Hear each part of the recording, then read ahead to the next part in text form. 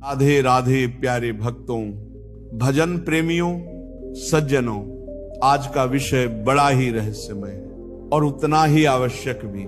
हम सब जीवन में कभी न कभी पाप करी बैठते हैं, कभी जानकर, कभी अनजाने में। पर जब किसी जीव का भाग्य बदलने लगता है, जब उसका अंतःकरण शुद्ध होने लगता है, जब वो भगवत पथ की ओर मुड़ता है, तो उसके जीवन में कुछ अजीब संकेत आने लगते हैं। और ये संकेत क्या होते हैं?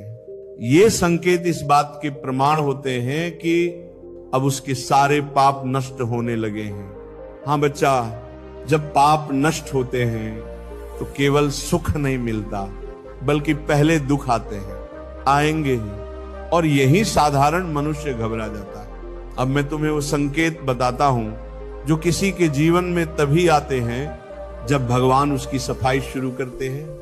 पहला संकेत, निकट के लोग विरोध करने लगते हैं। जी हां, जैसे ही कोई व्यक्ति भक्ति पथ पर आता है, उसके अपने ही लोग उसका उपहास करने लगते हैं। तू संत बन गया है क्या?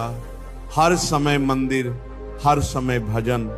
ये विरोध कोई सामान्य बात नहीं। ये बताता है कि तुम्हारे भीतर जो पुराने संस्कार हैं, उनकी जड़ें हिल रही हैं। दूसरा संकेत, अचानक दुखों की बाढ़ आ जाती है। तुमने किसी का बुरा नहीं किया, फिर भी लोग तुम्हें गलत ठहराने लगते हैं। तुमने किसी का धन नहीं छीना, फिर भी आर्थिक संकट आ जाता है। बेटा, ये सब तेरे पापों की अंतिम किस्तें हैं। जैसे कोई कर्ज चुकाते समय आखिरी भारी किस्त आती है, वैसे ही जब पाप पूरी तरह जलने को होते हैं तो उनका अंतिम ज्वाला बहुत तीव्र होती है। तीसरा संकेत, मन बार बार भजन में लगना चाहता है, पर व्याकुलता बढ़ती है। तू जप कर रहा है, लेकिन मन चैन नहीं लेने देता।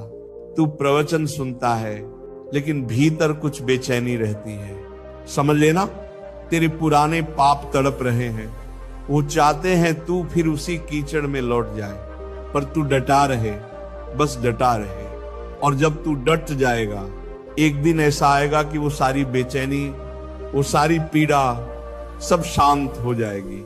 चौथा संकेत, स्वप्नों में अजीब घटनाएं दिखने लगती हैं। कभी सांप दिखता है, कभी जलती हुई आग, कभी कोई डरावना दृश्य।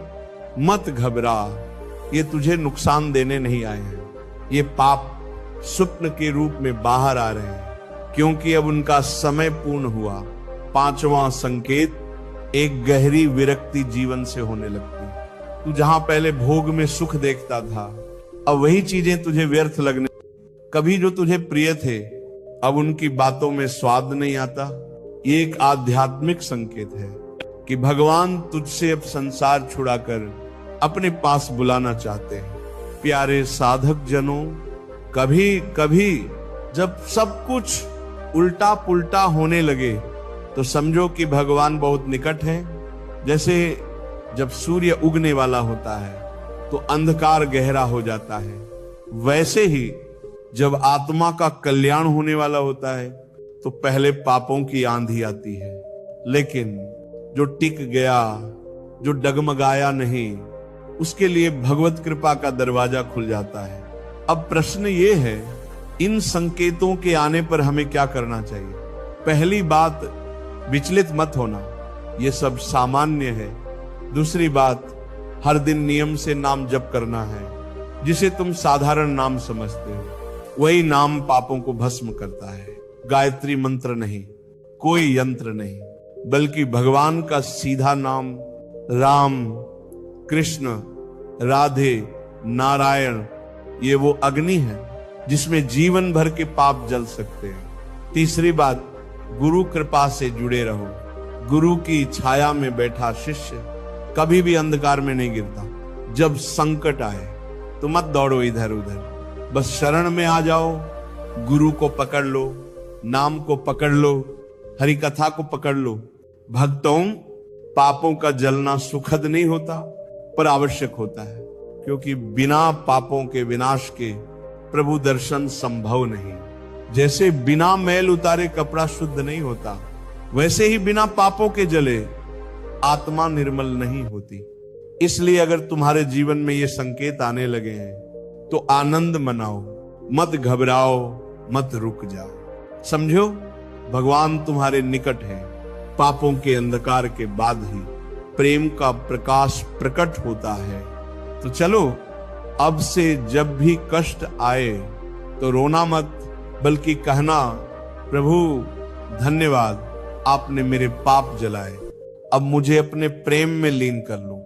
भजन प्रेमियों, इस संसार का प्रत्येक कष्ट हमें भगवान के और करीब लाने के लिए आता है।